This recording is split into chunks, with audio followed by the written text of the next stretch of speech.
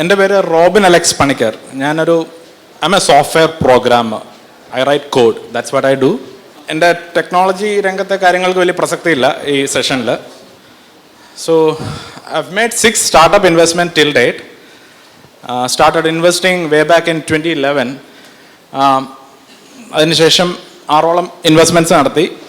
ഒരെണ്ണം നല്ല ഉഗ്രനായിട്ട് പൊട്ടി, ഒരെണ്ണം വലിയ കുഴപ്പമില്ലാതെ എക്സിറ്റ് ചെയ്തു. So right now I have 4 live investments. ആദ്യത്തെ ഇൻവെസ്റ്റ്മെൻറ്റ് റേവു എന്ന് പറയുന്ന ബാംഗ്ലൂർ ബേസ്ഡ് ആയിട്ടുള്ളൊരു സ്റ്റാർട്ടപ്പ് ആയിരുന്നു. ഇതാണ് പൊട്ടിപ്പോയ ബിസിനസ്. രണ്ടാമത്തത് ചിലരെങ്കിലും അറിയുന്നുണ്ടാവും, പ്രൊഫൗണ്ടിസ് എന്നാണ് കമ്പനിയുടെ ലീഗൽ നെയിം. വൈബ് എന്ന് പറയുന്ന പ്രോഡക്റ്റാണ്. It got acquired by full contact. So got an exit. അടുത്തത് എക്സ്പ്ലോറ എന്ന് പറയും. It's a Bangalore based startup again. It's an event ticketing platform. I'm not sure whether you guys have used it. It's quite popular in Kerala, I think.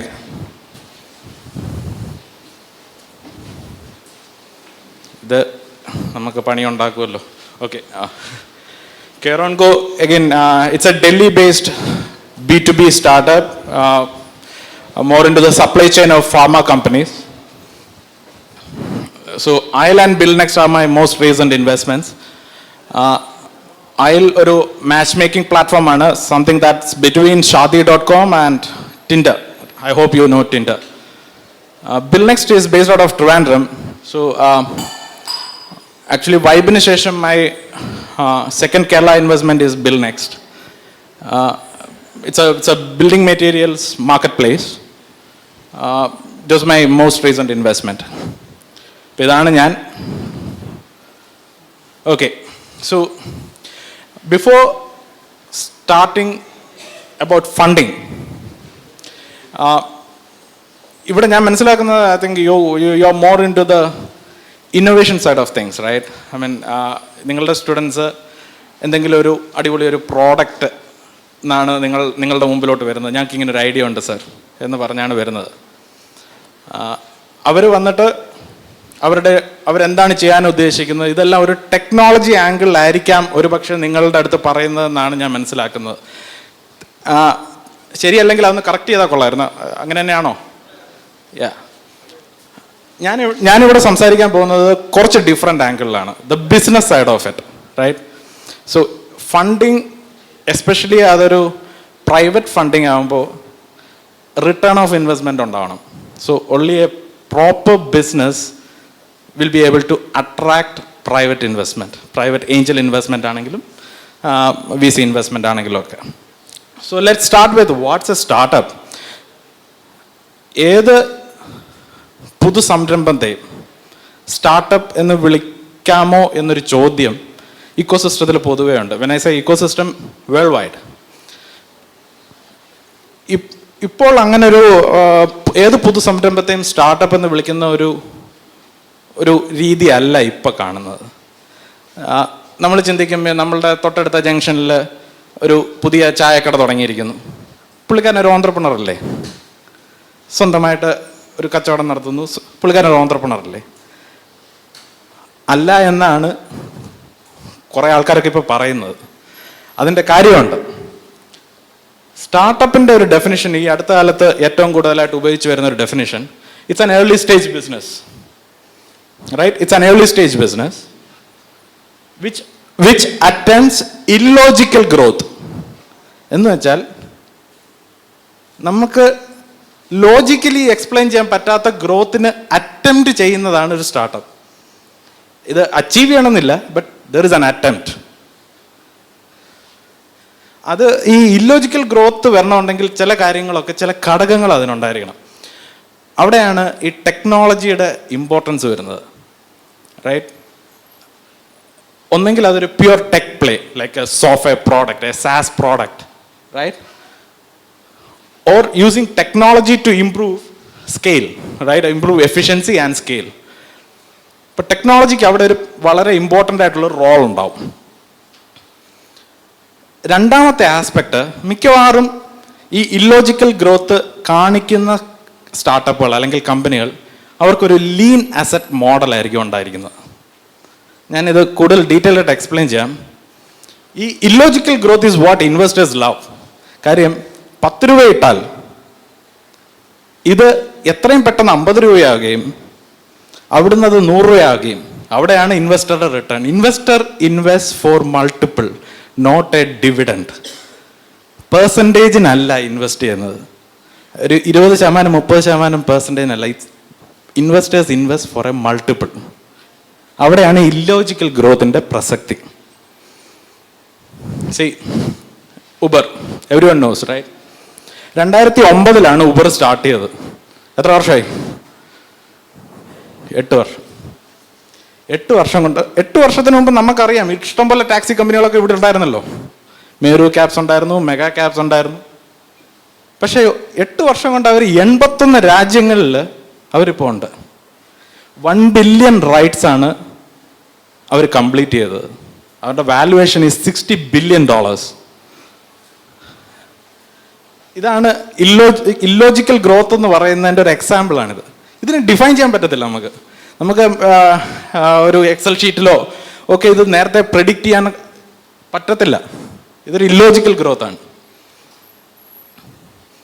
Airbnb 2008 start ചെയ്തു. ഇന്ന് 191 രാജ്യങ്ങളിലുണ്ട്. 3 million lodging facilities affiliated ആണ്. ലോകത്ത് ഏറ്റവും കൂടുതൽ rooms ഉള്ള lodging business ഏതാണെന്ന് ചോദിച്ചാൽ അതിപ്പോൾ ഈ എയർബിഎൻബി ആണ്. മാരിയട്ടോ ഒന്നുമല്ല. 60 വർഷം മുമ്പാണ് മാരിയറ്റ് തുടങ്ങിയത്. ഇപ്പോൾ എയർബിഎൻബിയുടെ വാല്യുവേഷൻ മാരിയറ്റിന്റെ മാർക്കറ്റ് വാല്യുവേഷനേക്കാളും വെറും 4 ബില്യൺ മാത്രം താഴെയാണ്. 60 വർഷം മുമ്പ് തുടങ്ങിയ കമ്പനിയും 9 വർഷം മുമ്പ് തുടങ്ങിയ കമ്പനി. ഇതാണ് again it's this illogical growth. Okay, ഇതൊക്കെ സായിപ്പിന്റെ സംരംഭങ്ങൾ. ഇത് അധികം പേര് കേട്ടിട്ടുണ്ടാവാൻ വഴിയില്ല. ന്യൂട്ടാനിക്സ് റൈറ്റ്, വാലി ബേസ്ഡ് ആണ്. ധീരജ് പാണ്ഡെ എന്ന് പറയുന്ന ഒരു ഇന്ത്യക്കാരൻ്റെ കമ്പനിയാണിത്. They focus on storage solutions, storage scalable solution. 2009 തുടങ്ങി. സെപ്റ്റംബർ 2016 അവർ IPO പോയി. കമ്പനികൾ തുടങ്ങിയിട്ട് ഇന്ത്യയിൽ ആവറേജ് IPO വരെ എത്താനുള്ള കാലഘട്ടം എന്ന് പറയുന്നത് 15 വർഷം മുതലാണ്. നിങ്ങൾക്ക് പല എക്സാമ്പിൾസും എടുത്തു നോക്കാം. കമ്പനി തുടങ്ങി ഒരു 10-15 വർഷമെങ്കിലും ആകുമ്പോഴാണ് ഇന്ത്യയിൽ കമ്പനികൾക്ക് IPOയെ കുറിച്ച് ചിന്തിക്കാനെങ്കിലും പറ്റുക. ഇവിടെ 7 വർഷം കൊണ്ട് IPO പോയി. ഇനിഷ്യൽ പബ്ലിക് ഓഫർ, സ്റ്റോക്ക് മാർക്കറ്റിൽ ലിസ്റ്റ് ചെയ്തു, പബ്ലിക് ഷെയർസ് ഇഷ്യൂ ചെയ്തു. 2.75 ബില്യൺ ആണ് അവരുടെ മാർക്കറ്റ് ക്യാപ്. ഇതാണ് ഇല്ലോജിക്കൽ ഗ്രോത്ത് എന്ന് പറയുന്നതിന്. So you know now you will understand എങ്ങനെയാണ് ഉബറിൽ ആദ്യം ഇൻവെസ്റ്റ് ചെയ്ത ആൾക്ക് എന്തുമാത്രം കാശ് കിട്ടിക്കാണും. ഈ എയർബിഎൻബിയുടെ ന്യൂട്ടാനിക്സിൻ്റെ ഒക്കെ കാര്യം. ഇതാണ് ഇൻവെസ്റ്റേഴ്സിന് ഏറ്റവും ഇഷ്ടം. സ്റ്റാർട്ടപ്പ് എന്ന് പറയുന്നത് നേരത്തെ പറഞ്ഞതുപോലെ ഒരു ചായക്കടക്കാരൻ തൊട്ടപ്പുറത്തൊരു ചായക്കട തുടങ്ങിയാൽ അത് ഓൺട്രപ്രണർഷിപ്പായിട്ട് കണക്കാക്കില്ല. അത് സ്വയം തൊഴിലാണ്, സെൽഫ് എംപ്ലോയ്മെൻ്റ് ആണ്. സെൽഫ് എംപ്ലോയ്മെൻറ്റും ഓൺട്രപ്രണർഷിപ്പും തമ്മിലൊരു ഡിഫറൻസ് ഉണ്ട്. Entrepreneurship is about growth. ഈ ചായക്കടക്കാരൻ ഒരു 6 മാസം അല്ലെങ്കിൽ 1 വർഷം കഴിഞ്ഞിട്ട് അടുത്ത ജംഗ്ഷനിൽ അടുത്ത ചായക്കട തുടങ്ങുന്നു. 6 മാസം കഴിഞ്ഞിട്ട് മൂന്നാമതൊരു സ്ഥലത്ത് അടുത്ത ചായക്കട തുടങ്ങുന്നു. അങ്ങനെയാണെങ്കിൽ ഹീസ് ആൻ ഓൺട്രപ്രണർ. മറ്റേത് സ്വയം തൊഴിൽ മാത്രമാണ്. പലപ്പോഴും കേരളത്തിലെ സ്റ്റാർട്ടപ്പുകൾ ഞാൻ കാണുന്ന ഒരു പ്രശ്നം ഈ ഗ്രോത്തിൻ്റെ സ്വപ്നമില്ല എന്നുള്ളതാണ്. ഞാനൊരു പ്രോഗ്രാമർ, ഒരു ടെക്നോളജി പേഴ്സൺ ആണ്. ഞാൻ BTech ഇലക്ട്രോണിക്സ് ആണ്. അപ്പം ഇതിൻ്റെ ഒരു കിക്കൊക്കെ കണ്ടിട്ടുള്ള ഒരാളാണ്. ഈ പ്രോഡക്റ്റ് ഉണ്ടാക്കുന്നതും ആദ്യമായിട്ട് ഒരു സൈൻ വേവ് ഓസിലേറ്ററി കാണുമ്പോൾ തന്നെ ഉള്ള ഒരു സന്തോഷമൊക്കെ. പക്ഷേ end of the day it doesn't translate to money. പല പല പല ഐഡിയ ആയിട്ട് വരുന്ന പലരുടെയും ഒരു പ്രശ്നം ഞാൻ കണ്ടിരിക്കുന്നത്, ഈ ഗ്രോത്തിനെ കുറിച്ച് ചിന്തിക്കാതെ അവർ ഉണ്ടാക്കുന്ന ടെക്നോളജി എന്ന് പറയുന്ന താജ്മഹലിനെ വിവരിച്ചുകൊണ്ടിരിക്കും. They don't talk about business. അങ്ങനെയുള്ള ബിസിനസ്സിൽ ഇൻവെസ്റ്റ് ചെയ്യാൻ പറ്റുമോ ഇല്ലയോ? എപ്പോഴും കേൾക്കുന്നൊരു ചോദ്യമാണ്, I am an idea stage startup. എനിക്കിപ്പോഴും ആ ഐഡിയ സ്റ്റേജ് സ്റ്റാർട്ടപ്പ് എന്ന് വെച്ചാൽ എന്താണെന്ന് എനിക്കറിയില്ല. അങ്ങനൊരു ഒരു പ്രയോഗം തന്നെ ശരിയാണോ എന്ന് എനിക്കറിയില്ല. You haven't even started, so how can you call yourself a startup? ഒരു റോഡിൽ കഞ്ചാവ് അടിച്ച് നടക്കുന്നവർക്കും ഐഡിയ കിട്ടും, റൈറ്റ്? ഫണ്ട് ചെയ്യുമെന്നുള്ളതാണ് ചോദ്യം. നോ, ഐഡിയ സ്റ്റേജ് സ്റ്റാർട്ടപ്സിന് ഫണ്ട് ചെയ്യില്ല എന്നുള്ളതാണ് ഷോർട്ട് ആൻസർ. ഇതിൻ്റെ long answer, I don't know. Fund ചെയ്യുമോ ഇല്ലയോ എന്ന് എനിക്കറിയില്ല എന്നുള്ളതാണ്. ഈ ചോദ്യം കഴിഞ്ഞാൽ ഞാൻ അഗൈൻ കേരളത്തിൽ, ഞാൻ കൂടുതലും കേരളത്തിലും ബാംഗ്ലൂരിലുമായിട്ടാണ് എൻ്റെ ടൈം സ്പ്ലിറ്റ് ചെയ്യുന്നത്. കേരളത്തിൽ ഞാൻ പൊതുവെ കണ്ടിരിക്കുന്ന ഒരു കാര്യമുണ്ട്. ഇത് കഴിഞ്ഞാൽ അടുത്ത ചോദ്യം ഞാൻ പ്രതീക്ഷിക്കുന്നത്, എന്തുകൊണ്ട് നിങ്ങൾ ഇൻവെസ്റ്റ് ചെയ്യില്ല എന്നുള്ള ചോദ്യം ചോദിക്കുന്നുള്ളതാണ്. പക്ഷേ ഇതാണ് ഞാൻ കേൾക്കുന്ന അടുത്ത ചോദ്യം. ശരി, നിങ്ങൾ ഇൻവെസ്റ്റ് ചെയ്യത്തില്ല, വേണ്ട. നിങ്ങൾക്ക് ഇൻവെസ്റ്റ് ചെയ്യാൻ താല്പര്യമുള്ള വേറെ ആരെങ്കിലും സാറിന് അറിയാവോ? ഇതാണ് അടുത്ത ചോദ്യം. സോ അവർക്ക് ഞാൻ എന്തുകൊണ്ട് ഇൻവെസ്റ്റ് ചെയ്യുന്നില്ല എന്നുള്ള കാരണമൊന്നും അവർക്ക് അറിയണ്ട, അവരടുത്ത വഴി നോക്കി പോവാ.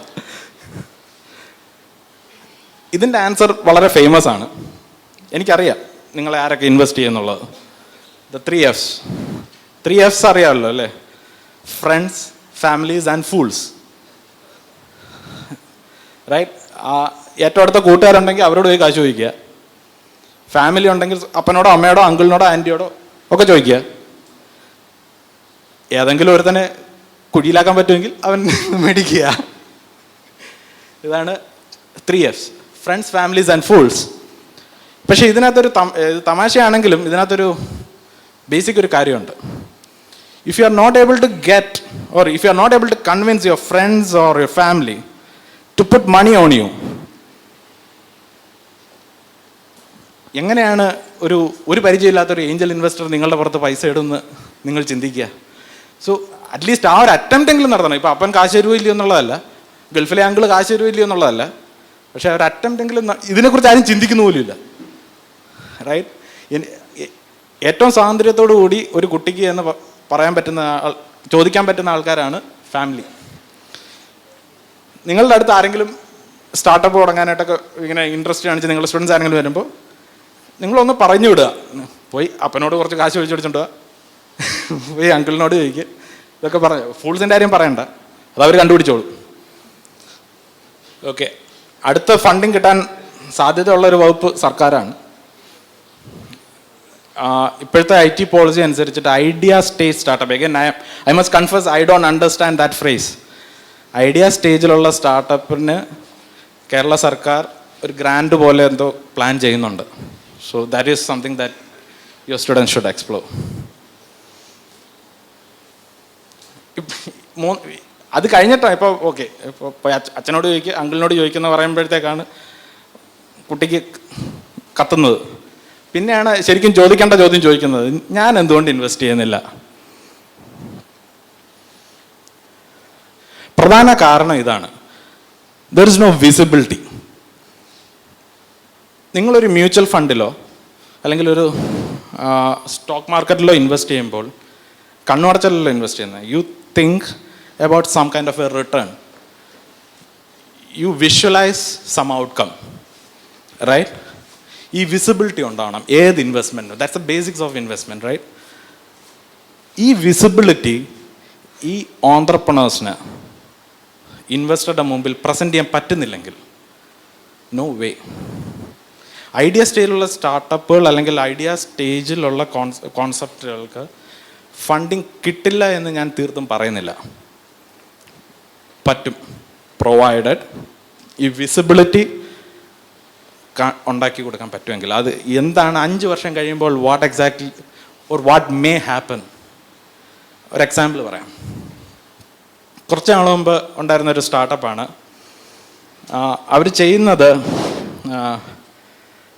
ഫോട്ടോ കോപ്പി എടുക്കുന്നത്, ആ ഒരു പ്രക്രിയ അവർ ഡിജിറ്റലാക്കി ത്രൂ മൊബൈൽ ആപ്പ്. ഓക്കെ, നിങ്ങളുടെ കോളേജിലൊക്കെ സ്റ്റുഡൻസ് ഒരുപാട് ഫോട്ടോസ്റ്റാറ്റ് എടുക്കുന്നുണ്ട്. ഇതുകൊണ്ട് ഇൻവെസ്റ്റേഴ്സിൻ്റെ അടുത്ത് ചെന്നപ്പോൾ ഇൻവെസ്റ്റേഴ്സ് ചോദിച്ച ചോദ്യം, don't you realize this is a diminishing market? എന്ന് വെച്ചാൽ ഫോട്ടോസ്റ്റാറ്റ് എടുക്കുന്നവരുടെ എണ്ണം വർഷം തോറും കൂടുകയല്ല, കുറയുക. It's a diminishing market, right? ഈ ഓൺട്രപ്രണറിന് ആ വിസിബിലിറ്റി ഇല്ല. ഭാഗ്യം കൊണ്ട് ആ ഇൻവെസ്റ്റേഴ്സിന് ആ വിസിബിലിറ്റി ഉണ്ട്. പക്ഷെ കേൾക്കുമ്പോൾ നമുക്ക് തോന്നും, ഓക്കെ ഒരു ആപ്പ് ഉണ്ടോ, ഓക്കെ ക്ലിക്ക് ചെയ്ത് കഴിഞ്ഞാൽ ഉടനെ ഫോട്ടോസ്റ്റാറ്റ് വീട്ടിൽ എത്തും, നമ്മൾ ഡോക്യുമെൻ്റ് അയച്ചു കൊടുത്ത് കേൾക്കുമ്പോൾ സുഖമുണ്ട്. But 5 years down the line, 10 years down the line, what's going to happen to that business? It won't exist. രണ്ടാമത്തെ പ്രധാനപ്പെട്ട കാര്യം, അത് ഞാൻ തുടങ്ങിയപ്പോൾ തന്നെ പറഞ്ഞതാണ്, idea is not equal to business. It's not same as business. ബിസിനസ്സിനൊരു ഫണ്ടമെൻ്റൽ ഫങ്ഷൻ ഉണ്ട്.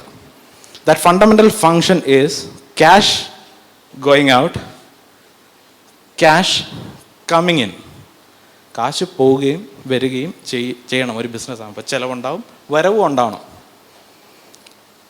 വരവ് ഇല്ലാതെ ചിലവ് മാത്രമുള്ളതിനെ ചാരിറ്റി പ്രവർത്തനം എന്നാണ് പറയുക. നമ്മൾ അങ്ങോട്ട് മാത്രം കാശ് കൊടുക്കുന്ന പ്രക്രിയ. പല ഐഡിയകളുടെയും പ്രശ്നം ഈ വരവ് എങ്ങനെ ഉണ്ടാക്കുന്നുള്ളതിനെക്കുറിച്ച്, അല്ലെങ്കിൽ അതിൻ്റെ സാധ്യതകളെക്കുറിച്ച് പോലും ചിന്തിച്ചിട്ടില്ല എന്നുള്ളതാണ്. ഈ കോളേജുകളിൽ നിന്ന് ഞാൻ കാണുന്നവരിലാണ്, അവരുടെ കുറ്റമൊന്നുമല്ല, കാര്യം ഇങ്ങനെയാണ് എല്ലാവരും പഠിക്കുന്നത്. ആദ്യത്തെ ഐഡിയ ഇങ്ങനെ നമ്മൾ ഒരു 10 പേരുടെ അടുത്ത് പിച്ച് ചെയ്ത് കഴിയുമ്പോഴാണ് ഇതിന് കാശ് കിട്ടില്ല അല്ലേ എന്നുള്ള ബോധ്യം വരുന്നത്. പക്ഷെ നിങ്ങൾക്ക് അത് അവരെ 10 പേരുടെ പുറകെ നടന്ന് പഠിക്കുന്ന കാര്യം നിങ്ങൾക്ക് ഒരുപക്ഷെ നേരത്തെ അവർക്ക് പറഞ്ഞു കൊടുക്കാൻ പറ്റും. ഈ ഐഡിയ എന്ന് പറയുന്നതിൻ്റെ വാല്യൂ ഇസ് ആബ്സല്യൂട്ട് 0. നേരത്തെ പറഞ്ഞ പോലെ വഴിയിൽ കള്ളടിച്ചും കഞ്ചാവടിച്ചും നടക്കുന്ന ആർക്കും ആകാശം നോക്കി കിടന്നാൽ ഐഡിയ ഉണ്ടാവും. പക്ഷേ it need to translate to a business model, right? ഈ ബിസിനസ് മോഡൽ എന്നൊക്കെ പറയുമ്പോഴത്തേക്ക് വലിയ എക്സൽ ഷീറ്റ്സും വലിയ കണക്കും അങ്ങനത്തെ ഒന്നും ചിന്തിക്കണ്ട. അറ്റ്ലീസ്റ്റ് എങ്ങനെ കാശുണ്ടാക്കും എന്നുള്ളത് 1-2 സെൻറ്റൻസിൽ എക്സ്പ്ലെയിൻ ചെയ്യാനെങ്കിലും പറ്റിയാൽ മതി.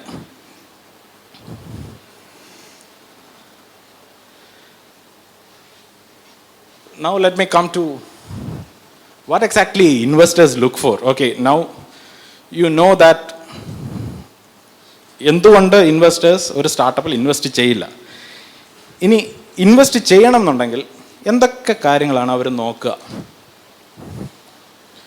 ഈ ഏർലി സ്റ്റേജ് ബിസിനസ്സിൻ്റെ കാര്യം പറയുമ്പോൾ അതിനകത്ത് വലിയ മെട്രിക്സുകളൊന്നും കാണത്തില്ല, നമുക്ക് പാറ്റേൺസ് ഒക്കെ ഉണ്ടാക്കാനൊക്കെ. അതിനുമുമ്പ് ഒരു കാര്യം, ഇൻവെസ്റ്റേഴ്സിൻ്റെ സ്കിൽ സെറ്റ് എന്താണെന്നറിയോ? Do you know the skill set of investors? ഞാൻ ഇൻവെസ്റ്റേഴ്സ് എന്ന് പറയുന്നത് സ്ഥിരമായിട്ട് ഏഞ്ചൽ ഇൻവെസ്റ്റ്മെൻറ്റോ VC ഇൻവെസ്റ്റ്മെൻറ്റോ ചെയ്യുന്ന ആൾക്കാരെ കുറിച്ചാണ്. പ്രോഫിറ്റ് കാണാൻ പറ്റും, not really, but the answer is pattern matching. So they can match. ഒരാൾ വന്നിട്ടൊരു ഐഡിയ പറയുമ്പോൾ they will immediately start matching patterns. തരക്കേടില്ലാത്ത മെമ്മറി പവർ ഉള്ളവരായിരിക്കും കേട്ടോ ഇൻവെസ്റ്റേഴ്സ്. ഇട്ട കാശിനെ കുറിച്ചെങ്കിലും ഓർമ്മ കാണും. അപ്പോൾ നേരത്തെ ഞാൻ എവിടെയൊക്കെ ഇട്ടു, അല്ലെങ്കിൽ എൻ്റെ ഫ്രണ്ട്സ് എവിടെയൊക്കെ ഇട്ടു, അല്ലെങ്കിൽ ഞാൻ മറ്റുള്ള വലിയ VC കമ്പനികൾ എവിടെയൊക്കെ ഇട്ടതായിട്ട് ഞാൻ വായിച്ചിട്ടുണ്ട്. ഇത് വെച്ച് പാറ്റേൺ മാച്ച് ചെയ്യാൻ തുടങ്ങും. സോ ഇവർക്ക് അങ്ങനെയാണ് ഈ വിസിബിലിറ്റി ഉണ്ടാകുന്നത്. അതായത് പല ഓൺട്രപ്രണേഴ്സിനും റവന്യൂ മോഡലൊക്കെ സജസ്റ്റ് ചെയ്യാൻ പറ്റുമെങ്കിലും they won't have that visibility of 5 years down the line or 10 years down the line, right? Investors ചിന്തിക്കുമ്പോഴത്തേക്ക് ഈ പാറ്റേൺസ് വെച്ചിട്ടാണ് സാധ്യതയുണ്ടോ, രക്ഷപ്പെടാൻ സാധ്യതയുണ്ടോ എന്നുള്ളത് ചിന്തിക്കുന്നത്. ആ പാറ്റേൺ മാച്ച് ചെയ്യാനായിട്ട് അവർക്ക് മെട്രിക്സുകൾ വേണം. ഡേറ്റ വെച്ചിട്ടാണല്ലോ പാറ്റേൺസ് മാച്ച് ചെയ്യാൻ പറ്റുക. പക്ഷേ ഈ ഏർലി സ്റ്റേജ് ബിസിനസ്സിൻ്റെ ഒരു പ്രശ്നം, ഈ മെട്രിക്സുകൾ പലതും ആക്ച്വലി ഇൻടാഞ്ചിബിളാണ്, നമുക്ക് അളക്കാൻ പറ്റുന്ന കാര്യങ്ങളല്ല. ഒന്ന്, റവന്യൂ തന്നെ ഇല്ല. പിന്നെ ഈ പ്രോഡക്റ്റ് മാർക്കറ്റിൽ എത്തിക്കാണണമെന്നില്ല. പലതുകൊണ്ടും നമുക്ക് അളക്കാൻ പറ്റുന്ന കാര്യങ്ങളല്ല ഒരു സ്റ്റാർട്ടപ്പ്, ഏർലി സ്റ്റേജ് സ്റ്റാർട്ടപ്പിൻ്റെ metrics. So main thing that investors look for is the team.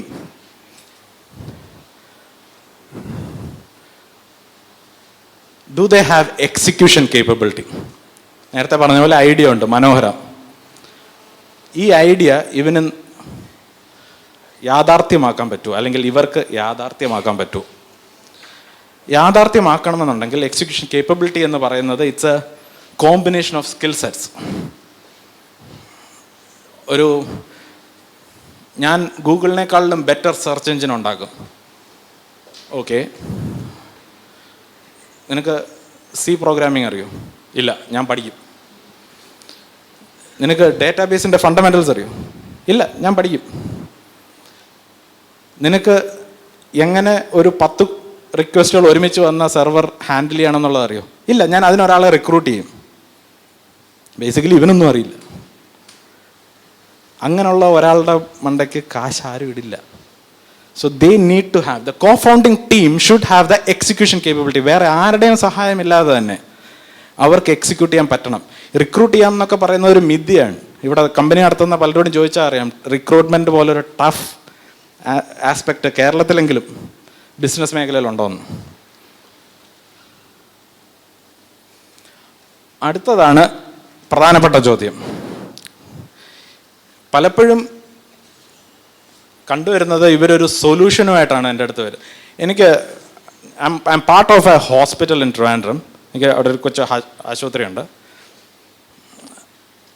അതുകൊണ്ട് മാസത്തിൽ ഒരു 1-2 തവണയെങ്കിലും ഹെൽത്ത് കെയറുമായി ബന്ധപ്പെട്ട സ്റ്റാർട്ടപ്പുകൾ പ്രോഡക്റ്റ് സെല് ചെയ്യാനായിട്ട് നമ്മളുടെ അടുത്ത് വരുന്ന ഒരു സംഭവമുണ്ട്. പലപ്പോഴും ഞാൻ കണ്ടിരിക്കുന്ന ഒരു പ്രശ്നം, they know about the problem but they don't know the problem. There is a difference. എനിക്ക് Vishal, I know Vishal and I know about Vishal, ഇത് രണ്ടാണ്. പലപ്പോഴും ഈ നോയിങ് അബൌട്ട് ഈസ് ഇനഫ് എന്നുള്ള ചിന്തയിലാണ് പലരും സൊല്യൂഷൻ ഉണ്ടായിക്കൊണ്ട് വരുന്നത്. ഒരു ആശുപത്രിയിൽ അവർ ചെല്ലുമ്പോൾ കാണുന്ന ഒരു പ്രോസസ്സ്, അവർ വിചാരിക്കുന്നു ഓക്കെ ഇതാണ് ആശുപത്രി ഇങ്ങനെയാണ് ആശുപത്രി നടക്കുന്നത്, let me find A solution. അല്ല, അവർ കാണുന്നത് അതിൻ്റെ ഒരു 4-1 5 ഭാഗം മാത്രമാണ്. So knowing the problem, knowing about the problem പോരാ. They should really know the problem. Again, വേറൊരു കാഴ്ച കണ്ടിരിക്കുന്നത്, പലരും ഒരു സൊല്യൂഷനായിട്ട് ആദ്യം വരും, പിന്നെ ഈ സൊല്യൂഷൻ സോൾവ് ചെയ്യുന്ന പ്രോബ്ലം എന്താണെന്നുള്ള അന്വേഷണത്തില്ല. അത് പലപ്പോഴും ഞാൻ കണ്ടിരിക്കുന്ന ഒരു കാര്യമാണ്. ആദ്യം എന്തെങ്കിലും ഒരു പ്രത്യേകിച്ച് ഹാർഡ്വെയർ മേഖലയിലാണ് അത് ഞാൻ കണ്ടിരിക്കുന്നത് കൂടുതലും. ഒരു ഹാർഡ്വെയർ സൊല്യൂഷൻ ഉണ്ടാക്കും. ഇനി ഈ സാധനം എവിടെ അപ്ലൈ ചെയ്യാൻ പറ്റും എന്നുള്ളതാണ് അടുത്ത ചോദ്യം. നേരെ തിരിച്ചാ, we should start with problem. Always അങ്ങനെ പ്രോബ്ലത്തിൽ സ്റ്റാർട്ട് ചെയ്താൽ മാത്രമേ ഒരു പൊട്ടൻഷ്യൽ മാർക്കറ്റ് ഉണ്ടാവുള്ളൂ. റൈറ്റ്? സൊല്യൂഷൻ ആദ്യം ഉണ്ടാക്കിയിട്ട് അതിന് പ്രോബ്ലത്തെ തപ്പി നടക്കുമ്പോൾ മാർക്കറ്റ് എന്ന് പറയുന്ന ഒരു സ്ഥാനത്തെക്കുറിച്ച് ചിന്തിക്കാൻ പോലും സമയം കിട്ടില്ല. So you need to know the problem, you need to have a clear understanding about the solution. Solution എന്ന് പറയുമ്പോഴത്തേക്ക് ഈ നമ്മളൊരു സോഫ്റ്റ്വെയർ പ്രോഡക്റ്റ് ആണെങ്കിൽ ഒരു version 1.0 that may not solve the entire problem, but അത് ആ ഫൈനൽ സൊല്യൂഷനിലേക്കുള്ള ഒരു ഡയറക്ഷൻ എങ്കിലും വേർഷൻ 1.0 കാണണം. ഈ അടുത്ത കാലത്ത് ഞാൻ മീറ്റ് ചെയ്ത ഒരു സ്റ്റാർട്ടപ്പ് ഉണ്ട്. So they claim that they are in to social e commerce. Right? അവർ പിച്ച് ചെയ്ത പ്രോട്ടോടൈപ്പ്, അതിൻ്റെ ഫീച്ചേഴ്സ് എന്ന് പറയുന്നത്, സോഷ്യൽ ഇ കൊമേഴ്സ് എന്ന് പറയുന്നത്, ഞാനൊരു സാധനം മേടിക്കാൻ ആഗ്രഹിക്കുമ്പോൾ എൻ്റെ ഫ്രണ്ട് സർക്കിളിൽ നിന്ന് അതിൻ്റെ റെക്കമെൻഡേഷൻസും ഒക്കെ വരുന്നു. And based on that I make A decision. അപ്പോൾ ഈ ബിസിനസ്സിൻ്റെ കോർ എന്താണ്? ഈ സോഷ്യൽ റെക്കമെൻഡേഷൻ എഞ്ചിനാണ്. പക്ഷേ ഈ പ്രോട്ടോടൈപ്പായിട്ട് വരുന്നവർ ഷോപ്പിംഗ് കാർട്ടും ചെക്കൗട്ടും ഒക്കെയാണ് കാണിക്കുന്നത്. കോർ പ്രോബ്ലം അവർ ഡെമോൺസ്ട്രേറ്റ് ചെയ്യുന്നില്ല, അല്ലെങ്കിൽ ആ കോർ പ്രോബ്ലത്തെ സോൾവ് ചെയ്യാനുള്ള കേപ്പബിലിറ്റി അവർ ഡെമോൺസ്ട്രേറ്റ് ചെയ്യുന്നില്ല. ഇത് പലപ്പോഴും കണ്ടുവരുന്ന ഒരു പെരിഫറി കടന്ന് കറങ്ങും. ആക്ച്വൽ കോർ സൊല്യൂഷനിലോട്ട് പോകാതെ പെരിഫറി കടന്ന് കറങ്ങും. കേരള സ്റ്റാർട്ടപ്പ് മിഷനിലുള്ളവർക്കൊക്കെ ഒരുപക്ഷെ നല്ല അനുഭവം ഉണ്ടായിരിക്കും. പലപ്പോഴും വലിയ ഐഡിയ ആയിട്ട് വരും, പക്ഷേ എക്സിക്യൂഷൻ കേപ്പബിലിറ്റി ഇല്ലാത്തത് കൊണ്ട് മാത്രം പല കമ്പനികളും പൂട്ടിപ്പോകുന്ന ചരിത്രം. അടുത്തത്, ആർ ദ കോച്ചബിൾ. ഇത് നിങ്ങൾക്ക് നന്നായിട്ട് ജഡ്ജ് ചെയ്യാൻ പറ്റുന്ന ഒരു കാര്യമാണ്. കാര്യം നിങ്ങളുടെ സ്റ്റുഡൻസ് ആണ് അവർ. ഈ ആദ്യമായിട്ടൊരു ബിസിനസ് തുടങ്ങുന്നവർക്ക് എല്ലാം അറിഞ്ഞുകൊള്ളണമെന്നില്ല, എസ്പെഷ്യലി അബൌട്ട് ദ മാർക്കറ്റ്. ഇപ്പോൾ ടെക്നോളജി പ്രോഡക്റ്റ് ഉണ്ടാക്കാൻ അറിയായിരിക്കും, പക്ഷെ അതിനെ എങ്ങനെ സ്കെയിൽ ചെയ്യണമെന്ന് അറിയത്തില്ലായിരിക്കും. അപ്പോൾ ഇൻവെസ്റ്റേഴ്സ് ഇവരുടെ മുകളിൽ കാശിടുമ്പോഴത്തേക്ക് ഇവർക്കറിയാം, അതായത് ഓക്കെ ഇവർക്ക് വേർഷൻ 1.0 ഉണ്ടാക്കാൻ പറ്റും, but this team may not be enough to build version 3.0 or 5.0 or 10.0. അതിന് വേണ്ടിയിട്ട് വേറെ ആൾക്കാരെയൊക്കെ കൊണ്ടുവരണം, അല്ലെങ്കിൽ അങ്ങനെ എന്തെങ്കിലുമൊക്കെ. പല കമ്പനികളിലും CEO മാറ്റേണ്ടി വരും. ഇപ്പോൾ പത്രങ്ങളിലൊക്കെ ഇടയ്ക്കിടയ്ക്ക് കാണാറുണ്ടല്ലോ, ഇൻവെസ്റ്റേഴ്സ് വന്ന് CEO ചവിട്ടി തെറിപ്പിച്ചു. അതെന്തുകൊണ്ടാണെന്നറിയാം? Because they are not coachable. End of the day ഇൻവെസ്റ്റേഴ്സിന് ഒരൊറ്റ അജണ്ടയേ ഉള്ളൂ, പ്രൊട്ടക്ട് ദെയർ ഇൻവെസ്റ്റ്മെൻറ്റ്, റൈറ്റ്?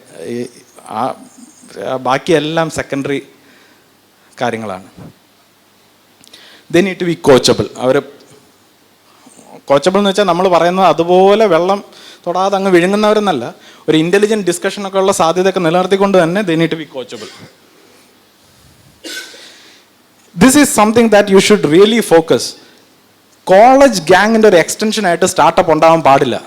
7-8 പേരും ചേർന്നുള്ളൊരു സ്റ്റാർട്ടപ്പ്. എങ്ങാനും അവരുടെ മേൽ ഇൻവെസ്റ്റ് ചെയ്ത് കഴിഞ്ഞാൽ ഇൻവെസ്റ്ററിന് പിന്നെ ഒരൊറ്റ ജോലിയുള്ളൂ, ഈ 7 പേരുടെയും വഴക്ക് തീർത്തോണ്ടിരിക്കുക. കാര്യം നേരത്തെ നടത്തുന്ന കളിതമാശയല്ല, ഇപ്പോൾ കാശിൻ്റെ കാര്യവും റവന്യൂവിൻ്റെ കാര്യമൊക്കെ ആകുമ്പോഴത്തേക്ക് ഡിസഗ്രിമെൻറ്റ്സ് വന്നു തുടങ്ങും. റൈറ്റ് സൈസ് ആയിരിക്കണം ടീം. കോളേജ് ഗ്യാങ്ങിൽ അല്ലെങ്കിൽ ഫ്രണ്ട്സ് ഗ്യാങ്ങിൻ്റെ ഒരു എക്സ്റ്റൻഷനായിട്ട് സ്റ്റാർട്ടപ്പിനെ മാറ്റരുത്. ഒരു ഐഡിയൽ ടീം സൈസ് എന്ന് പറയുന്നത് ഒരു 2 to 4, 4 മേളിലൊക്കെ ഉണ്ടെങ്കിൽ അൺമാനേജബിൾ ആണ്. ഈ കോളേജിൽ പ്രോജക്റ്റൊക്കെ ചെയ്യുമ്പോൾ നിങ്ങളുടെ അടുത്ത് പ്രോജക്റ്റ് ഗൈഡൻസിനൊക്കെ വരുമല്ലോ. ഒരു 10 പേരുടെ അല്ലെങ്കിൽ ഒരു 7 പേരുടെയൊക്കെ ടീം വന്നു കഴിഞ്ഞാൽ നിങ്ങൾക്ക് തന്നെ ഒരു ബുദ്ധിമുട്ട് വരും. കാര്യം എന്തെങ്കിലും ഒന്ന് സജസ്റ്റ് ചെയ്യുമ്പോഴത്തേക്ക് ഒരുത്തം പറയും വേണ്ട നമുക്ക് ഇത് അങ്ങനെ ചെയ്യാം, വേറൊരുത്തം പറയും ഇങ്ങനെ. ഈ ചർച്ച നടക്കുന്നതല്ലാതെ ഒന്നും ഔട്ട്കം ഒന്നും ഉണ്ടാവില്ല. So team need to be of right size. There are investors who discourage single founder startups. മറ്റൊന്നും കൊണ്ടല്ല, എഗെയിൻ നേരത്തെ പറഞ്ഞതുപോലെ ഇൻവെസ്റ്റ്മെൻറ്റ് മണി പ്രൊട്ടക്റ്റ് ചെയ്യണം. കാശിട്ടൻ്റെ 10ാം നാൾ പുള്ളിക്കാരനൊരു ആക്സിഡൻറ്റോ എല്ലാം പറ്റിക്കഴിഞ്ഞാൽ ഇൻവെസ്റ്റ്മെൻറ്റിൻ്റെ കാര്യത്തിൽ ഒരു തീരുമാനമാവുമല്ലോ. കോളേജ് സ്റ്റാർട്ടപ്പ് എങ്ങനെയാണ് ഒരു മാർക്കറ്റിനെ കുറിച്ചൊരു പഠനം നടത്തിയിട്ടുണ്ടാവുമെന്ന് നമുക്ക് ഉറപ്പുവരുത്താം. അവരോട് മാർക്കറ്റിനെ കുറിച്ച് പഠനം നടത്തി ബേസിക്കലി ഇവർ അതാണ് നേരത്തെ പറഞ്ഞത്. ആയിക്കോട്ടെ, പക്ഷേ നേരത്തെ പറഞ്ഞത് അതാണ്, ഈ ബിസിനസ് പ്ലാൻ എന്ന് പറയുന്നത് അതിൻ്റെ നമ്പേഴ്സിൻ്റെ പെർഫെക്ഷനിലല്ല നമ്മൾ നോക്കുന്നത്. Whether they have put a genuine effort to understand the market.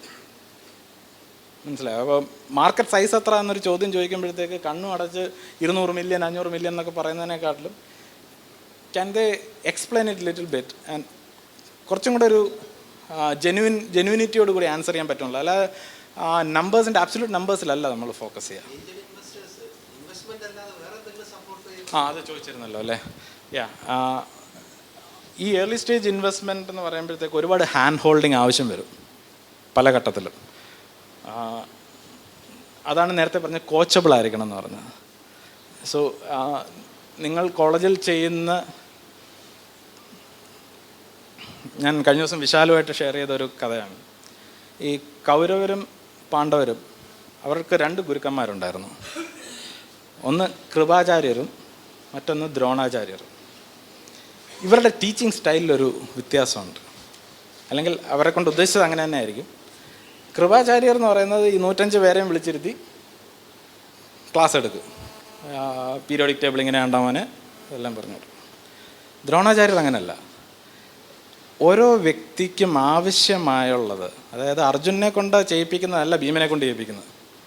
അർജുനോട് പറയും പ്ലാവിൻ്റെ മണ്ടയെ തൂക്കിയിട്ടിരിക്കുന്ന തത്തയെ നോക്ക്, നീ എന്തൊക്കെ കാണുന്നു, ആകാശം കാണുന്നു, പ്ലാവല കാണുന്നു, അത് പറ്റത്തില്ല, നീ ഫോക്കസ് ചെയ്യ്, കണ്ണ് കാണുന്നു. ഭീമന് പഠിപ്പിച്ചു കൊടുക്കുന്നത് എങ്ങനെ സ്ട്രെങ്ത് റീറ്റെയിൻ ചെയ്ത് വീശി അടിക്കാം എന്നുള്ളതാണ്. അവനോട് നീ മറ്റവൻ്റെ കണ്ണിൻ്റെ കൃഷ്ണമണി അടിച്ചു ചേർക്കണമെന്നൊന്നുമല്ല പറഞ്ഞു കൊടുക്കുന്നത്. വളരെ ഓരോ ആക്ച്വലി ഒരു ടീച്ചർ എന്നുള്ള മാത്രമല്ല, മെൻറ്റർ എന്ന് പറയുന്ന വാക്കിൻ്റെ അർത്ഥമാണ്. Dronacharya is the best mentor, best example of A mentor. ഓരോ വ്യക്തിക്കും വേണ്ട രീതിയിൽ ചെയ്യണം. അപ്പോൾ ഈ ഒരു റോള് കുറച്ചൊക്കെ ഏഞ്ചൽ ഇൻവെസ്റ്ററിന് ചെയ്യേണ്ടി വരും. അവർ ആ ബിസിനസ്സിൻ്റെ ആ സമയത്തെ നീഡ് അനുസരിച്ചിട്ട് ഇൻവോൾവ് ചെയ്യേണ്ടി വരും. ഞങ്ങൾക്ക് ചെയ്യാൻ പറ്റുന്ന 1-2 കാര്യങ്ങൾ എന്ന് പറയുന്നത്, ഒന്ന് കസ്റ്റമേഴ്സുമായുള്ള കണക്ട്. സെയിൽസ് മൊത്തം ഏഞ്ചൽ ഇൻവെസ്റ്റർ ഔട്ട്സോഴ്സ് ചെയ്യാൻ പറ്റില്ല, സെയിൽസ് അവർ തന്നെ നടത്തണം. പക്ഷേ we can make an intro. നമ്മളുടെ നെറ്റ്വർക്ക് വെച്ചിട്ട് കസ്റ്റമേഴ്സിനുള്ള ഒരു ഇൻട്രോ കൊടുക്കാൻ പറ്റും. രണ്ടാമത്തത് അടുത്ത ലെവൽ ഓഫ് ഫണ്ട് റേസിങ് ആവശ്യമായി വരുമ്പോൾ അടുത്ത ലെവൽ ഓഫ് ഇൻവെസ്റ്റേഴ്സുമായിട്ട് കണക്ട് ചെയ്ത് കൊടുക്കാനൊക്കെ പറ്റും. എഗെയിൻ ഇതിൽ ഏറ്റവും ഇമ്പോർട്ടൻ്റ് ആയിട്ടുള്ളൊരു റോൾ എന്ന് പറയുന്നത് ഒരു മോണിറ്ററിങ് റോളാണ്. അതായത് ഈ മാസം ഞങ്ങളുടെ വളർച്ച ഇങ്ങനെ, അടുത്ത മാസം ഇങ്ങനെ, ഈ നമ്പേഴ്സിനെ ഒന്ന് മോണിറ്റർ ചെയ്ത് വിടുക. ആരും നോക്കാനില്ലെങ്കിൽ പിന്നെ അത് ആ വഴിക്ക് പോകും. പക്ഷേ ഒരു മോണിറ്ററിങ് റോളും കൂടെ ഏഞ്ചൽ ഇൻവെസ്റ്റേഴ്സ് എടുക്കാറുണ്ട്. ഇത് VCസും ചെയ്യാറുണ്ട്. ഇത് പലപ്പോഴും ഒരു കോൺഫ്ലിക്റ്റിലേക്കൊക്കെ വരുമ്പോഴത്തേക്കാണ് നേരത്തെ കേട്ടുള്ള കഥകൾ പോലെ CA അടിച്ചിറക്കുക, ഇതൊക്കെ സംഭവിക്കുന്നത്. ഞങ്ങൾ ചെയ്യുന്നല്ല കേട്ടോ. നമ്മൾ ഈ സ്റ്റാർട്ടപ്പൊക്കെ തുടങ്ങുന്ന സമയത്ത് ഈ ഒരു ഫിൻ എന്ന് പറയുന്ന ഒരു പ്രോഡക്റ്റ് വളരെ എക്സാമ്പിളായിട്ടൊക്കെ പറഞ്ഞിരുന്നു. ആമസോണിൽ ആദ്യം വിറ്റു എന്നൊക്കെ പറഞ്ഞു, വേറെ എന്തോ പേരാണ്. പക്ഷെ ഇപ്പോൾ ആമസോണിൽ അത് പോയി സെർച്ച് ചെയ്യുമ്പോഴത്തേക്ക് അത് ഡിസ്കണ്ടിന്യൂഡ് ആയിട്ട് കാണുക. അതിൻ്റെയൊക്കെ ഒരു ഫേറ്റ് എന്താണ്? അത് പറയുന്നതിന് മുമ്പ് നിങ്ങൾ ഒരുപക്ഷെ ഏറ്റവും കൂടുതൽ കാണുന്ന ഒരു പ്രതിഭാസം എന്ന് പറയുന്നത് കേരളത്തിൽ ഹാർഡ്വെയർ സ്റ്റാർട്ടപ്സിൻ്റെ എണ്ണമാണ്. ഇത് അത്ഭുതകരമാണ്. കാര്യം കേരളത്തിന് അങ്ങനെ ഒരു മാനുഫാക്ചറിങ് ഹിസ്റ്ററി ഇല്ല. But we are still seeing lot of interest from students to build hardware startups. ഈ ഹാർഡ്വെയർ സ്റ്റാർട്ടപ്സിന് ഒരു പ്രശ്നമുണ്ട്. Mistakes are expensive. എന്ന് വെച്ചാൽ ഞാൻ ഡിസൈൻ ചെയ്ത ഹാർഡ്വെയറിൽ ഒരു പ്രശ്നം, ഞാനത് വെച്ചിട്ടൊന്ന് മാനുഫാക്ചർ ചെയ്തു, അത് എന്നിട്ട് ഞാൻ കസ്റ്റമറിന് കൊടുത്തു. അപ്പോഴാണ് അടുത്ത പ്രശ്നം അറിയുന്നത്. ഈ കൊടുത്ത സാധനം അതേപടി പോയി. സോഫ്റ്റ്വെയറിലാകുമ്പോൾ എനിക്ക് പോയിട്ട് തിരിച്ച് കോഡ് മാറ്റി എഴുതാൻ പറ്റും. Compared to software businesses, hardware ബിസിനസ്സിൻ്റെ മിസ്റ്റേക്സ് എക്സ്പെൻസീവാണ്. അവരുടെ ക്യാപിറ്റൽ റിക്വയർമെൻറ്റ് അതിനനുസരിച്ച് കൂടുതലാണ്. ഇത് ഗെയ്ജ് ചെയ്യാൻ പറ്റുക എന്നുള്ളത് വളരെ ഇമ്പോർട്ടൻ്റ് ആണ് ഹാർഡ്വെയർ സ്റ്റാർട്ടപ്പിൻ്റെ തുടക്ക സമയത്ത്. എന്താണ് ശരിക്കും ഏകദേശം ഇവർക്ക് വേണ്ടി, എനിക്കറിയില്ല ഇപ്പോഴത്തെ സ്റ്റാർട്ടപ്പ് പോളിസിയിൽ ഹാർഡ്വെയർ സ്റ്റാർട്ടപ്സിനും സോഫ്റ്റ്വെയർ സ്റ്റാർട്ടപ്സിനും ഒരു ഡിഫറൻസിയേഷൻ വെക്കുന്നുണ്ടോ എന്നുള്ളത്. വെക്കുന്നില്ലെങ്കിൽ വെക്കണം എന്നാണ് എൻ്റെ അഭിപ്രായം. കാര്യം ഹാർഡ്വെയർ സ്റ്റാർട്ടപ്സിന് സോഫ്റ്റ്വെയർ സ്റ്റാർട്ടപ്സിന് വേണ്ട പോലത്തെ സപ്പോർട്ടല്ല ഒരു ഹാർഡ്വെയർ സ്റ്റാർട്ടപ്പിന് വേണ്ടത്. ഇവിടെയൊക്കെ സംഭവിക്കുന്ന ഇതാണ്, നമ്മളൊരു പ്രോഡക്റ്റ് ഉണ്ടാക്കും, ഒരു ഹാർഡ്വെയർ പ്രോഡക്റ്റ് ഉണ്ടാക്കും, അത് മാർക്കറ്റിലെത്തിക്കും. എന്തെങ്കിലും പ്രശ്നം വന്നു കഴിഞ്ഞാൽ ആ കാശ് മൊത്തം വാഷ് ഔട്ട് ചെയ്ത് പോയി. പിന്നെ ക്യാപിറ്റൽ ഇല്ല. Unless you get another round of capital, ഇത് റീപ്ലേസ് ചെയ്ത് മാർക്കറ്റിലെത്തിക്കാൻ പറ്റില്ല. ഹാർഡ്വെയർ സ്റ്റാർട്ടപ്സിൻ്റെ ഒരു റിസ്ക് ആണത്. ഒരു പക്ഷേ നിങ്ങൾക്ക് എഗെയിൻ ഒരു റോള് പ്ലേ ചെയ്യാൻ പറ്റുന്ന ഒരു കാര്യം അതായിരിക്കും. അതിന് എന്തുമാത്രം ക്യാപിറ്റൽ റിക്വയർമെൻറ്റ് വരും, mistakes obviously will happen, right? അതിനെ എങ്ങനെ ഫാക്ടറിൻ ചെയ്ത് ചെയ്യാൻ പറ്റും, ഇത് സ്റ്റുഡൻസിന് ഒരു ബെറ്റർ അണ്ടർസ്റ്റാൻഡിങ് ഉണ്ടാക്കി കൊടുക്കണം. Did I answer your question? ഫിന്നിൻ്റെ സ്പെസിഫിക് കാര്യം എനിക്കറിയില്ല.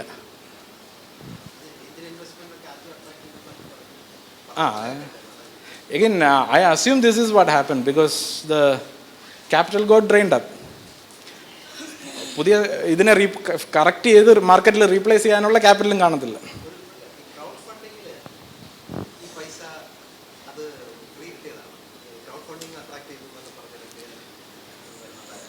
സത്യം പറഞ്ഞാൽ എനിക്ക് ക്രൗഡ് ഫണ്ടിങ്ങിനെ കുറിച്ച് വലിയ ഐഡിയ ഇല്ല. ക്രൗഡ് ഫണ്ടിങ്ങിനെ ഒരു തരത്തിൽ കാണാൻ പറ്റുന്നത് it's A pre order mechanism. ഞാൻ ഇങ്ങനെ ഒരു പ്രോഡക്റ്റ് ഉണ്ടാക്കും, ഇത് പക്ഷേ ഞാൻ 6 മാസം കഴിഞ്ഞിട്ടേ ഉണ്ടാക്കത്തുള്ളൂ. പക്ഷെ താങ്കൾ ഇപ്പോൾ എനിക്ക് അതിൻ്റെ വില തരാൻ തയ്യാറാണെങ്കിൽ താങ്കൾക്ക് ഇതിൻ്റെ കൂടെ ഒരു കളിപ്പാവയും കൂടെ ഞാൻ തരും. ഇതാണ് ക്രൗഡ് ഫണ്ടിങ്ങിൻ്റെ ബേസിക് മോഡൽ. അപ്പോൾ ഇവർ ക്രൗഡ് ഫണ്ടിങ് അട്രാക്ട് ചെയ്യുമെന്ന് പറയുമ്പോൾ it's actually the customer money. Sales കഴിഞ്ഞിട്ട് കിട്ടേണ്ട കസ്റ്റമർ മണി നേരത്തെ കിട്ടി എന്നുള്ളതാണ് ഈ ക്രൗഡ് ഫണ്ടിങ്. അതുകൊണ്ട് തന്നെയാണ് ഈ പ്രോഡക്റ്റ് ഇല്ലാത്തപ്പോഴത്തേക്ക് ഇൻവെസ്റ്ററുടെ ഞാനൊരു കമ്പനി ഇൻവെസ്റ്റ് ചെയ്തു, പ്രോഡക്റ്റ് ഒന്നും ആയില്ല, കമ്പനി പൊട്ടിപ്പോയി. എനിക്ക് ആരോട് പോയി പരാതി പറയാൻ പറ്റും? പക്ഷേ എനിക്കൊന്ന് ആമസോണിലൊക്കെ ഒരുപാട് നെഗറ്റീവ് കമൻസ് വരുന്നതിൻ്റെ കാര്യം അവർ കസ്റ്റമേഴ്സാണ്, ദേ ആർ നോട്ട് ഇൻവെസ്റ്റേഴ്സ്. അവർ സാധാരണ പോലുള്ള customers who decided to prepay the product.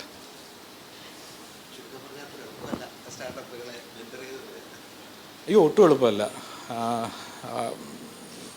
സ്റ്റാർട്ടപ്പിളെ mentor ചെയ്യുന്നത്, സ്റ്റാർട്ടപ്പ് നടത്തുന്നത്, എങ്ങനെയോ ഒരു ഫാഡ് ക്രിയേറ്റ് ചെയ്യപ്പെട്ടിട്ടുണ്ട്. That it's so great to startup, it's so cool to startup. എനിക്കൊന്ന് ഈ അറ്റൻഡൻസും പരിപാടിയൊക്കെ അതിനകത്തൊരു കളി കളിക്കുന്നുണ്ടോയെന്ന് എനിക്കറിയില്ല.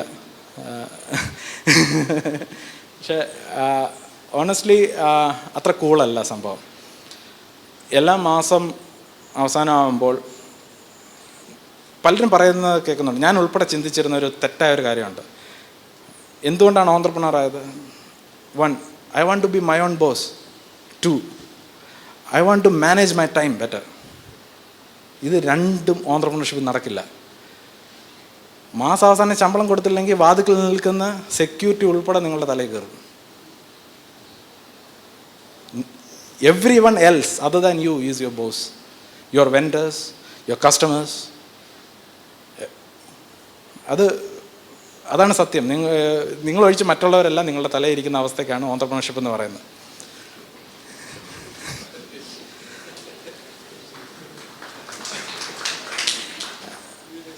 പിന്നെ ടൈം മാനേജ് ചെയ്യുന്നത്, ഞാൻ 2010 ഞാൻ സ്വന്തമായിട്ട് ചെയ്യുന്നത്.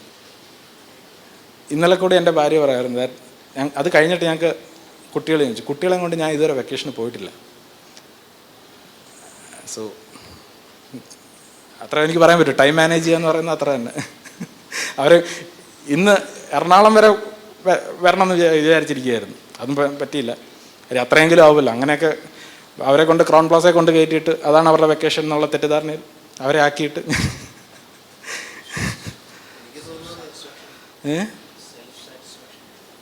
Very much. ഇത് എഗെയിൻ ഈ സെൽഫ് സാറ്റിസ്ഫാക്ഷൻ എന്ന് പറയുന്നത് ഈ മാസാവസാനം എംപ്ലോയീസിനുള്ള ശമ്പളം കണ്ടെത്തി കഴിയുന്ന നിമിഷം മുതൽ തുടങ്ങും. അത് I don't know how to define it, but definitely അതാണ് അതിൻ്റെ കിക്കും. ഇത് പിന്നെയും പിന്നെയും തുടർന്നുകൊണ്ട് പോകാനുള്ള കിക്ക് അതാണ്.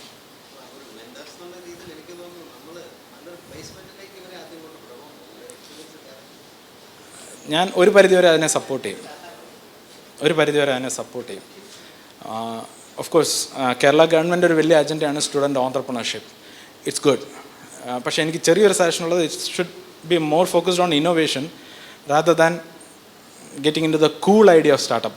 സ്റ്റാർട്ടപ്പിൻ്റെ എല്ലാ വേദനയും മനസ്സിലാക്കിയിട്ടാണെങ്കിൽ അത് അക്സെപ്റ്റബിൾ ആണ്. അത് നിങ്ങൾക്ക് മനസ്സിലാക്കാൻ പറ്റും. ഒരാൾ സ്റ്റാർട്ടപ്പ് തുടങ്ങണം പറഞ്ഞു വരുമ്പോൾ ഇത് കീഴോ കിഴക്കോ ആണോ എന്നുള്ളത് മനസ്സിലാക്കിയിട്ടാണോ ഇവൻ വരുന്നതെന്നുള്ളത്. അല്ലാതെ മറ്റേ തൊട്ടപ്പുറത്ത് എൻ്റെ കസിൻ തുടങ്ങി, so let me also startup. Again പലപ്പോഴും സ്റ്റാർട്ടപ്പ് തുടങ്ങുക എന്ന് പറഞ്ഞ് വരുന്നത് ഒരു സർവീസസ് ബിസിനസ് മോഡലാണ്. അതായത് ആർക്കെങ്കിലും വേണ്ടി സോഫ്റ്റ്വെയർ ഉണ്ടാക്കി കൊടുക്കുക. ഇതൊന്നും സ്റ്റാർട്ടപ്പ് അല്ല. എഗെയിൻ നേരത്തെ പറഞ്ഞ പോലെ സ്വയം തൊഴിൽ കണ്ടെത്തലിൻ്റെ ഭാഗമായിട്ടുള്ള കാര്യങ്ങളാണ്. സ്റ്റാർട്ടപ്പ് നേരത്തെ പറഞ്ഞത് ഇല്ലോജിക്കൽ ഗ്രോത്ത് ആണ്. ഇത് ഒരിക്കലും ഒരു സർവീസസ് ബിസിനസ്സിന് വരാൻ പറ്റില്ല. 10 എംപ്ലോയീസിനെ വെച്ചിട്ട് അവർക്ക് മണിക്കൂറിൽ $10 വെച്ച് ബില്ല് ചെയ്താൽ കിട്ടുന്ന ഒരു നിശ്ചിത തുകയുണ്ട്. ഈ നിശ്ചിത തുക ഇരട്ടിയാക്കണമെന്നുണ്ടെങ്കിൽ 10 എന്നുള്ളത് 20 ആക്കണം. So your cost is linearly growing along with your revenue. Exponential growth ഇല്ല. സോ അങ്ങനെയുള്ള സ്റ്റാർട്ടപ്പുകളൊക്കെ അങ്ങനെയുള്ള ഇൻട്രസ്റ്റോടെ കൂട്ടിയവരാണെങ്കിൽ ഓക്കെ, നിങ്ങളത് സ്വന്തമായിട്ട് ചെയ്തോളൂ. ബട്ട് അതിനെ സ്റ്റാർട്ടപ്പ് എന്നൊന്നും പേരിടേണ്ട കാര്യമൊന്നുമില്ല, അല്ലെങ്കിൽ അങ്ങനെ വിളിക്കേണ്ട കാര്യമൊന്നുമില്ല. അവർ ജോലിക്ക് പോയിട്ട് എക്സ്പീരിയൻസ് നേടുന്ന, ആക്ച്വലി ഐ എം സീയിങ്, ഞാൻ ഇൻവെസ്റ്റ് ചെയ്ത സ്റ്റാർട്ടപ്പുകളിൽ കാണുന്ന 1-2 പാറ്റേൺസ് ഉണ്ട്. ഇത് എല്ലാ ഇൻവെസ്റ്റേഴ്സിൻ്റെ കാര്യത്തിലും ബാധകമാണോ എന്ന് എനിക്കറിയില്ല.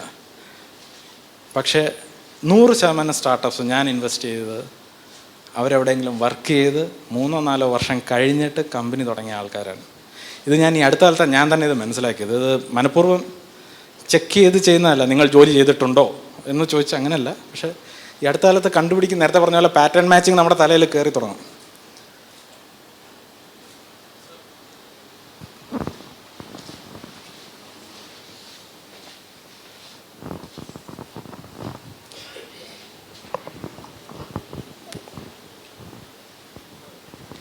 പൊതുവെ ഐഡിയ കൊണ്ട് സമീപിക്കുന്ന കുട്ടികൾക്ക് ആദ്യം ഐഡിയയുടെ പോസിബിലിറ്റിയെ പറ്റി ചിന്തിക്കുന്നതിന് മുമ്പുള്ളൊരു പേടി അവരുടെ ഐഡിയ ആരെങ്കിലും അടിച്ചു മാറ്റുമെന്നാണ്. ഈ അടിച്ചുമാറ്റൽ പേടി തന്നെയാണ് അവിടുത്തെ നോഡൽ ഓഫീസറിനും ആദ്യം തോന്നുന്നൊരു കാര്യം. അപ്പം ഒരു ഇൻവെസ്റ്റർ കള്ളനാണോ എന്ന് കണ്ടുപിടിക്കാൻ എന്നാ ഒരു മാർഗം? നല്ല ചോദ്യമാണ്. ആക്ച്വലി ഒന്ന്, നിങ്ങൾ ആരുടെ കയ്യിൽ നിന്നെങ്കിലും ഇൻവെസ്റ്റ്മെൻ്റ് എടുക്കുകയാണെങ്കിൽ you should do the background check of investors. ഇത് it's not a joke, it's very serious. What you raised is a very serious concern. പക്ഷേ അത് ഐഡിയ അടിച്ചുകൊണ്ട് പോകുമെന്നുള്ളതിനെ സംബന്ധിച്ചല്ല, മറ്റു പല കാര്യങ്ങളും വേണ്ട. ബാക്ക്ഗ്രൗണ്ട് ചെക്ക് എന്തായാലും നടത്തിയിരിക്കണം. ഐഡിയ അടിച്ചുകൊണ്ട് പോകുമെന്നുള്ളത് നേരത്തെ പറഞ്ഞതുപോലെ ഐഡിയയുടെ വില ആനമുട്ട. ഇത് ആദ്യം എക്സിക്യൂട്ട് ചെയ്യുന്നവനാണ് വില. ഇത് ഒരുത്തൻ അടിച്ചുകൊണ്ട് പോയിട്ട് Google was not the first search engine. Yahoo ഉണ്ടായിരുന്നു, ഓൾട്രാവിസ്റ്റ ഉണ്ടായിരുന്നു. എനിക്ക് തന്നെ ഓർമ്മയില്ല, ഞാൻ കോളേജ് പഠിക്കുന്ന സമയത്ത് ഗൂഗിൾ ഇല്ലായിരുന്നു. Google was not the first search engine. Facebook was not the first social media network. So ആദ്യം ആര് എക്സിക്യൂട്ട് ചെയ്യുന്നു? അങ്ങനെ ഒരു കൺസേൺ ഉണ്ടെങ്കിൽ ദാറ്റ്സ് പുള്ളിക്കാരൻ ഏതെങ്കിലും ജോലിക്ക് പോകുന്ന, because he's risk hours.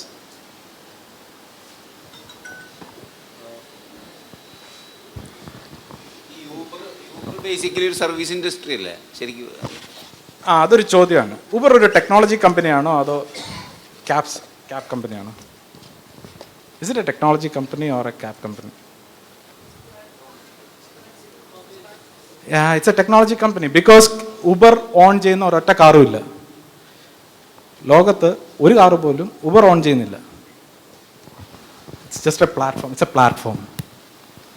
It's not a service company. അതാണിപ്പോൾ പലയിടത്തും നടക്കുന്ന വഴക്കിൻ്റെയൊക്കെ അടിസ്ഥാനം. തൊഴിലാളികളും ഡ്രൈവേഴ്സും ഊബറും തമ്മിൽ നടക്കുന്ന ഒരു കോൺഫ്ലിക്റ്റിൻ്റെ ഒരു അടിസ്ഥാനം ഈ ഒരു പ്രശ്നമാണ്.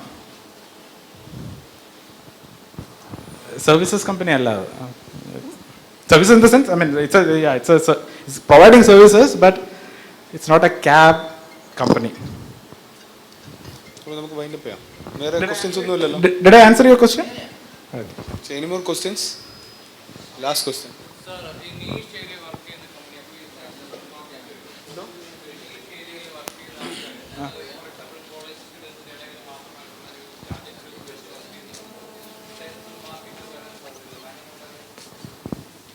ഓക്കെ,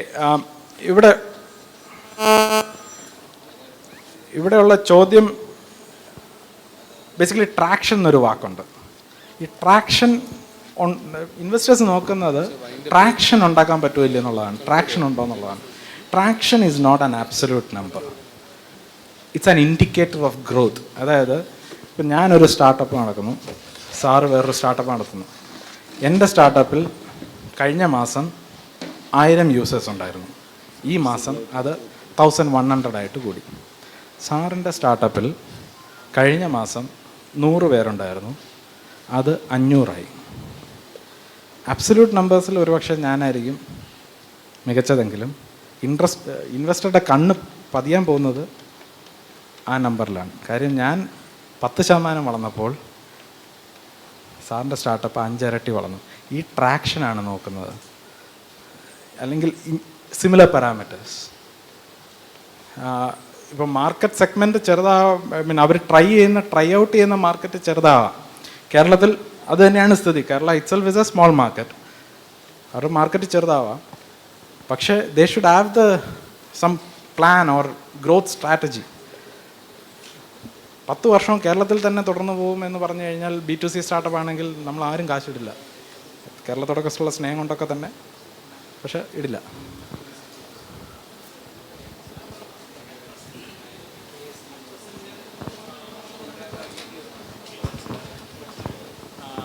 സൈഡ് ബൈ സൈഡായിട്ട് നടക്കുന്ന മറ്റൊരു ഇന്നോവേഷൻ സക്സസ് ആകുകയാണെങ്കിൽ അതിൻ്റെ സപ്പോർട്ടിംഗ് ആയിട്ട് this will be on huge demand. അങ്ങനെയുള്ളൊരു ഒരു ഐഡിയയിൽ വർക്ക് ചെയ്യുന്ന അറ്റ് പ്രസൻറ്റ് ഡയറക്റ്റ് ഒരു കസ്റ്റമേഴ്സ് നമുക്ക് പറയാൻ പറ്റത്തില്ല. ആ രീതിയിലുള്ള ഒരു ഇതാണെങ്കിൽ എങ്ങനെയായിരിക്കും?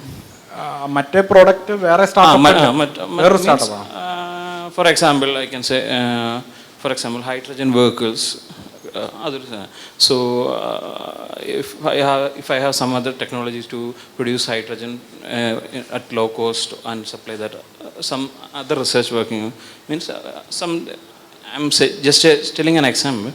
So, if that hydrogen vehicles, hydrogen fueled vehicles are realized, then my product will be of huge demand. But at present, it doesn't have any direct customers. So, how we do it? How you treat such type of? ഞാൻ എങ്ങനെ അതിനെ handle ചെയ്യും എന്നുള്ളത് എനിക്ക് പറയാം. Yeah, as an investor, അവരുടെ പോയി work ചെയ്യാൻ പറയും കുറച്ച്. yeah. Because if you are planning something like this, Okay. there's no point you working outside their ecosystem. Okay. Right? എന്നുള്ളതാണ് എൻ്റെ എനിക്കാര്യം. Again, the problem is I don't have the visibility about the market. Yeah. Okay. Right? That visibility depends on somebody else's Success. right. So I don't have the visibility about the market.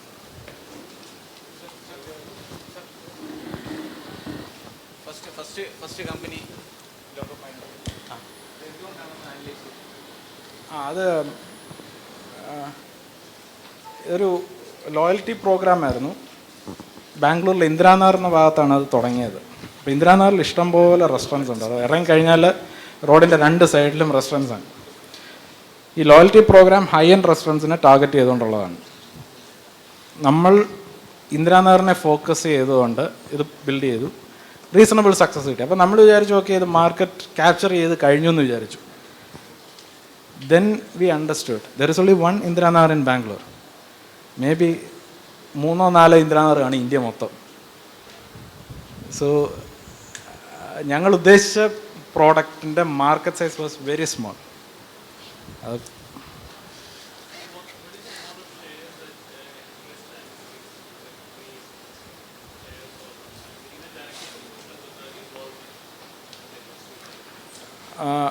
അടിസ്ഥാനപരമായിട്ട് ഇതൊരു മീൻ കച്ചവടമാണ്. എന്ന് വെച്ചാൽ ഒരു valuation ഒരു startup പറയും. ഈ വാലുവേഷനെ investor അംഗീകരിക്കുന്നുണ്ടോ ഇല്ലയോ എന്നുള്ളത്. അംഗീകരിക്കുന്നില്ലെങ്കിൽ കുറച്ചും കൂടെ കുറഞ്ഞ ഒരു വാലുവേഷൻ പറയും. ഇതൊരു സയൻസ് ബേസ്ഡ് ആയിട്ടല്ല ഇത്. It's a negotiating art. Right?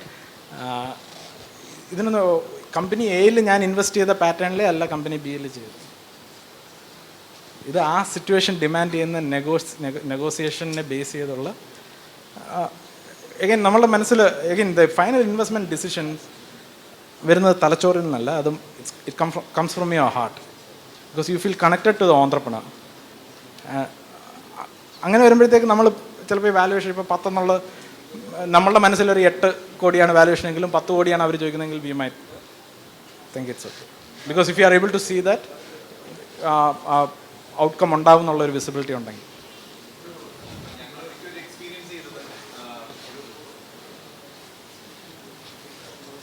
probably we can catch up offline. ഇത് കഴിഞ്ഞിട്ട് thank you. Okay, thank you sir. Very interesting session.